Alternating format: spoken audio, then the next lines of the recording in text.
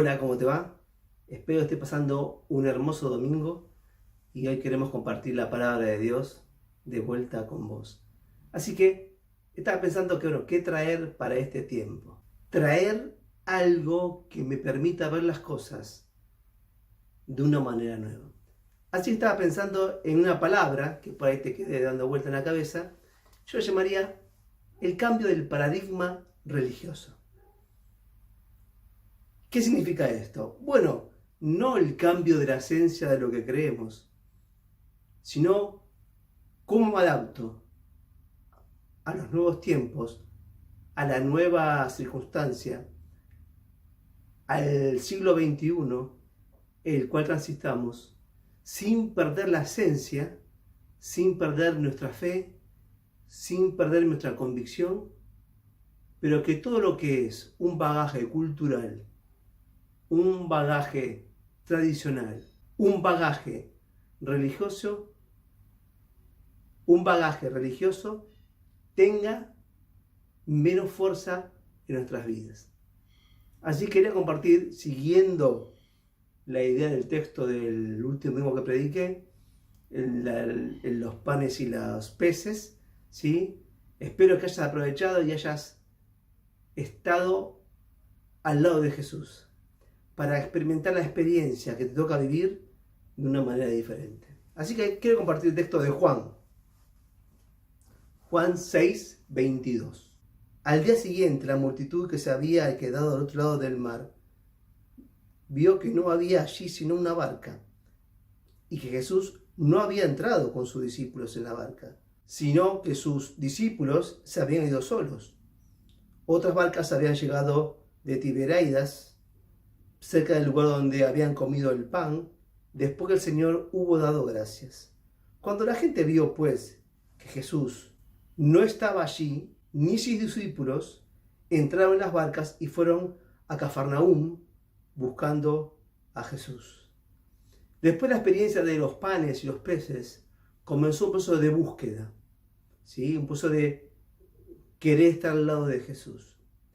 Jesús, que conoce los corazones, interpreta el sentir de la gente y tiene que ponerlo en el justo lugar para entender de qué se trata el reino y qué tiene que ver su presencia, Él, en ese lugar. Versículo 25. Y hallando al otro lado del mar le dijeron: Rabí, ¿cuándo llegaste acá? Respondió Jesús y dijo: de cierto os digo, me buscáis, no porque visteis señales, sino porque comisteis de los panes y os saciasteis. Y acá es interesante esta parte del texto, ¿no? Todos nosotros siempre jugamos con esta idea de lo que necesito, lo que creo que Dios tiene que darme y cómo viene la respuesta de Dios. Y acá hay un poco de esto. Jesús cubre una necesidad puntual en un momento determinado. La pregunta es, ¿Jesús lo va a hacer siempre igual? ¿Dios lo va a hacer siempre igual? La respuesta es no. ¿Por qué? Porque el proceso en el cual el milagro acontece en nuestras vidas, o el obrar de Dios en nuestras vidas, no es un proceso en el cual venga a cubrir mis necesidades, es un proceso en el cual yo como persona me acerco a Dios y conozco más su voluntad. Entonces Jesús le dice, bueno, me buscáis porque comiste pan y os saciasteis. ¿Qué dice Jesús con esto? Bueno, Jesús está diciéndole, yo no voy a responder al principio de necesidad que gobierna sobre el mundo. Yo vengo a poner un valor, una enseñanza, un encuentro, una experiencia que tiene que ver con reconectarnos con Dios mismo. Por eso, la respuesta a la necesidad, cuando me afinca en la idea de que el reino de los cielos es un proveedor simplemente para mis necesidades, ¿sí? Es un error que cae y me impide poder percibir lo que Dios quiere hacer en mí. Quiere decir que me afinco a las cosas materiales. Si los recursos que tengo y mi vida sea un conjunto simplemente progresar y acumular, pierde la esencia de lo que es. No estoy diciendo que no deba haber prosperidad. Estoy diciendo es que cuando mi vida está abocada a estas cosas materiales, ahí estoy perdiendo el rumbo, el sentido de lo que necesito hacer, de lo que necesito transmitir, de lo que soy como esencia, de haber conocido a Cristo Jesús. Entonces, Jesús le responde en el versículo 27, aparte de esta expresión dura, diciéndole, me buscan porque comieron, porque cubrí su necesidad momentáneamente. ¿Qué quiere decir esto? Bueno, que lo buscaban porque de vuelta estaban en necesidad. Querían que Jesús cubriera sus necesidades. Y esto hacía que permanecieran en necesidad. Y el texto dice así, trabajad. Y es un texto el mío está con exclamación. Como diciéndole, bueno, vayan a trabajar. ¿Sí? No esperen que esté todo servido. Empiecen en el proceso en el cual la búsqueda de hacer las cosas sobre la tierra, también encuentren en sí mismos como Dios obra en la provisión. No que otro satisfaga la provisión. Y acá está la idea que siempre da vuelta. Algo que siempre está presente en nosotros. ¿Sí? Que el otro debe cubrir mi necesidad. Que el otro me debe. Y esa idea, ese pensamiento es el que me mantiene en un estado de necesidad. Y la palabra dice que al que poco tiene, lo poco que tiene le será quitado. Así que Jesús no vuelve a hacer un milagro de alimentación. Jesús comienza a mostrarles una enseñanza superior. Quiere decir que el proceso en el cual mi necesidad me lleva a buscar, no necesariamente debe encontrarme con cubrir la necesidad, debe encontrarme con una experiencia en el encuentro con Cristo Jesús que lleve mi vida espiritual a un lugar un poco más alto. ¿Qué te diría que? Un cambio de paradigma religioso. Los judíos que estaban buscando de Jesús necesitaban un profundo cambio, porque ellos no le reconocían como el Mesías.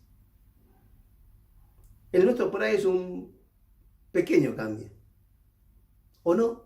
O es un gran cambio. Pero ellos tenían a Jesús ahí y no podían percibir por su bagaje religioso, por su estructura de pensamiento, por sus enseñanzas, que ahí estaba la promesa, que en la palabra, en el Antiguo Testamento, anunciaba que iba a venir. Entonces dice Jesús, trabajad, no por la comida que perece, sino por la comida que a vida eterna permanece, la cual el Hijo del Hombre os dará, porque éste selló Dios el Padre. Y Jesús es clarísimo, es claro en lo que quiere transmitir, es directo, no da vueltas, la cual el Hijo del Hombre os dará, porque éste selló el Padre. Dice que Él es la promesa, Él es la fuente de la vida. Así que no sé cuánto tiempo administras de tu búsqueda y cuánto tiempo administras de las cosas materiales. Si no logro un equilibrio en estas cosas, algo me va a andar mal. Si no logro sujetar las cosas materiales a la guía del Espíritu, algo me voy a perder. Algo me va a faltar. Algo del rumbo y de la experiencia que tengo que vivir me está faltando. Entonces los discípulos, frente a esta contestación de Jesús, bastante directa, bastante chocante, les dice, ¿qué debemos hacer para realizar las obras de Dios? ¿Qué debo hacer? Entonces, frente a la respuesta de Jesús, bueno, ¿cómo es la cosa? Dice, ¿qué es lo que yo tengo que hacer? Decime lo que tengo que hacer, así lo hago. ¿No es esta la idea, el cumplimiento de lo que debo hacer para agradar a Dios? Este concepto es el cambio de paradigma religioso que Jesús viene a poner en ese momento para que pudieran entender, percibir, recibir la gracia. No es que debo hacer cuántas obras buenas, qué cosas, qué cambios. Y Jesús es más directo y más claro. Respondió Jesús y le dijo, esta es la obra de Dios, que creáis en el que Él envió. Hay una obra, solamente una obra, creer en el que Él envió. ¿En quién? En Jesús. Como hay un solo pecado. Dice, bueno, pero ¿cómo un solo pecado? Sí, hay un solo pecado. Uno solo. Rechazar a Cristo Jesús. Lo que vos enumerás ahí, en la famosa lista de cosas que hay que hacer y que no hay que hacer, son los errores, ¿sí? Son las malas maneras de vivir, son las herencias espirituales, son todo lo que vos quieras decir. Pero todo eso no va a cambiar si primeramente no hago la única obra que puedo hacer, que es decidir, creer. ¿Pero creer qué? Creer en Él. No en un dogma religioso. Cree en Él, orarle al Padre en Cristo Jesús. Cuando creo en Jesucristo, entro en el camino de la gracia, el regalo más maravilloso, y comienzo a experimentar una vida de transformación, de cambio, de búsqueda profunda, de reorientación. Para estos judíos, este cambio de paradigma religioso era tan fuerte que no lo podían percibir. Respondían al esquema de que tengo que hacer lo que está bien y no tengo que hacer lo que está mal. Por eso habían estructurado toda su religión en montones de normativas de qué cosas se podían hacer y qué cosas no se podían hacer. Y esta vuelta, este cambio de paradigma en ellos, hacían que se acercaran a Jesús o que rechazaran a Jesús. Bueno, y yo me hago una pregunta, ¿no? Este tiempo que nos toca vivir, ¿no amerita un cambio de paradigma religioso? Dice, pero ¿cómo? No me refiero a la esencia de la fe.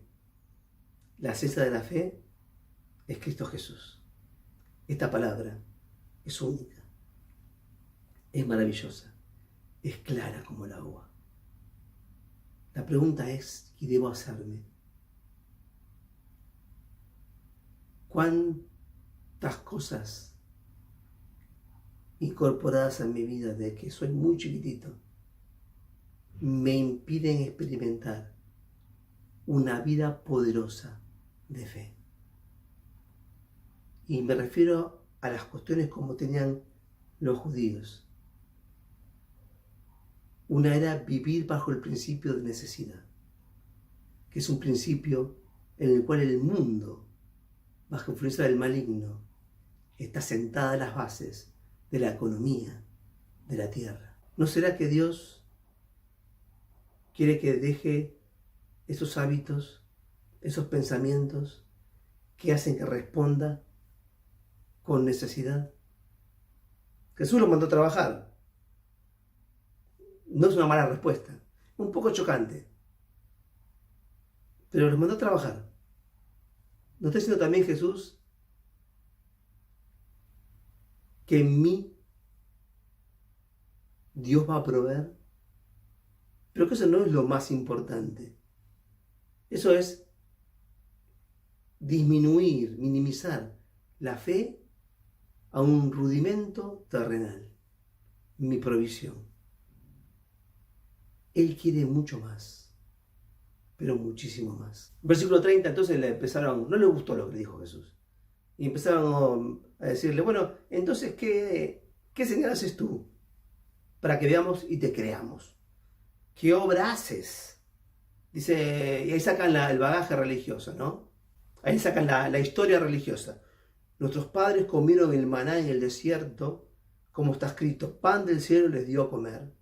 Jesús le dijo, de cierto os digo, no os ha dado Moisés el pan del cielo, sino mi Padre os da el verdadero pan del cielo. Y acá comienza la discusión de lo religioso, ¿no? Cuando viene el paradigma religioso, empieza a sacar, viste, los versículos. Hubo una época en la cual discutíamos montones de cosas, hace mucho tiempo atrás, ¿sí? Cuando comenzaban los primeros manifestaciones del Espíritu Santo, qué era y qué no era. Y tenías uno que sacaba un versículo de acá, otro versículo de allá, y lo acomodaba como le daba la gana. Entonces, estos muchachos le dicen a Jesús, bueno, pero Moisés nos trajo el pan. ¿Te acuerdas el maná, el pan del desierto? ¿Cómo era? Era como una hojarasca, chiquitita, blanca. ¿Y qué dice la palabra? Que comieran lo del día, pero que no juntaran. Porque Dios iba a dar la provisión cada día.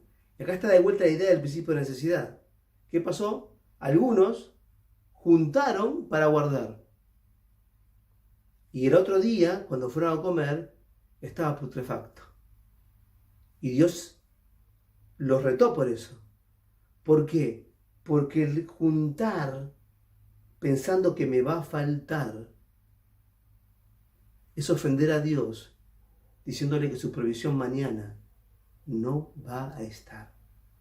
Entonces, estos textos juegan continuamente con esto, ¿no? Y Jesús juega con la idea del pan. Y acá viene la famosa expresión de Jesús, que Él es el pan de vida. Y juega el principio de necesidad, que hace que mi experiencia de fe pase por lo que yo necesito, cuando mi experiencia de fe debe pasar por la búsqueda, por el conocimiento y por la revelación. Si vos ves la estructura religiosa del pasado, ¿sí? O en el presente, está cimentada en este tipo de cosas. Un ejemplo es San Cayetano. La gente ¿de dónde va? A hacer la fila, ¿para qué? Por trabajo. Ese es un principio de necesidad. En la antigüedad se hacían sacrificios para que lloviera. Ese también es un principio de necesidad. Si vos ves, hay diferentes tipos de deidades, ¿sí? Con la cosecha, con los animales, etc. Si uno rastrea los formatos religiosos impregnados por principios espirituales que no son de Dios, uno puede verlo claramente en aquellos que adoraban deidades, pero también puede verlo uno dentro del cristianismo, impregnado de principios que no tienen que ver con las cosas de Dios. Así que no sea este tiempo de un cambio de paradigma religioso. Empezar a revisar las cosas que creo. Por supuesto que creer en Jesús es incambiable, pero el resto de las cosas, ¿no será bueno por ahí mirar un poquito y poder reorientar a un proyecto de fe que sea transformador? ¿Y cómo hago esto? Y yo creo que uno tiene que mirarse a uno mismo, ¿no? Y ser un buen autocrítico sin enojarse con uno mismo. Uno debe mirar cómo reacciona, cómo actúa, cómo acumula, cómo maneja el dinero. y meditar si mi vida está acomodada al orden correcto. ¿Por qué? Y te soy sencillo y te lo explico fácilmente. Ni en tiempos complicados, en lo cual ameritan. Y posiblemente te diga que muchas cosas las que aprendiste no vayan a funcionar. ¿Por qué? Porque no estaban sustentadas en el encuentro, estaban sustentadas en la necesidad. ¿Y cómo me ejercito para esto? Bueno, como en el texto anterior del último domingo que prediqué, no es tiempo de estar con la multitud que tiene necesidad. Es tiempo de estar al lado de Jesús para producir un milagro que impacte en la multitud necesitada. ¿Te animas a creer? ¿Te animas a buscar? Ora conmigo. Esto no es sencillo. Esto amerita no mi razonamiento, amerita la guía del Espíritu. Y decirle, Padre, enséñame a que mi vida, mi experiencia de fe, esté fundamentada en el encuentro contigo. Inspírame, Señor, para resolver cada circunstancia que me toque vivir de ahora en más, a tu lado, con tu mirada, dejando de lado todo lo aprendido, Señor, para que mi fe y mi encuentro contigo sea creciente en la búsqueda. En el nombre de Cristo Jesús. Amén. Desde el 20 de marzo, que no existe en Argentina una reunión donde se junten a adorar a Jesucristo. ¿No te dejas pensando esto? ¿Aprovechaste esto para profundizar? ¿Aprovechaste esto para profundizar tu experiencia personal? Porque esta oportunidad que Dios nos da es para crecer. Esta oportunidad que Dios nos da es para crecer. ¿Traes el ejemplo famoso del carbón que se sale de la pila y se apaga? ¿Verdad que siempre me enojé por ese ejemplo que me hacía tonto?